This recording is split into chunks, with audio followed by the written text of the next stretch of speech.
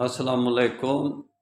जब तक बलूचिस्तान और सरहद वाले गैर कानूनी टैक्स फ्री स्मगलिंग गैर कानूनी रास्तों से सामान ला के ये काम करना नहीं छोड़ेंगे तो पाकिस्तान गवर्नमेंट को चाहिए कि सबसे पहले जो लीगल ट्रैक बनाने हैं वो तो बनने ही नहीं है। स्मगलिंग जितनी देर ये जारी है, ये तो चाहते हैं कि हम पाकिस्तान को भी खा जाएं, इसके हड्डियों के ढांचे को भी खा जाएं। ये बलूचिस्तान वाले और सरहद वाले पाकिस्तान का हक खा रहे हैं वो तजारती रास्ते के ज़रिए। तो अगर ये यानी कि इनका मसले का हाल नहीं निकलता तो इनकी ये स्मगलिंग बिल्कुल बंद कर दी जाए।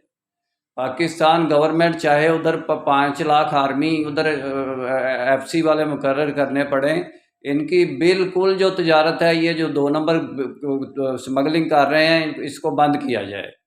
उसके बाद ये हमारे लीगल ट्रैक खुल सकते हैं, रेलवे लाइन का भी खुल सकता है, हमारा दूसरा बाई रोड का भी खुल सकता है, यूरोप तक जा सकता है। वो दूसरी सूरत में हम नाकाम रहेंगे इंशाल्लाह। ये डिटेल में बात फिर होगी। निस्बत वहदत खिदमत खैर के साथ। अल्लाह हाफिज़।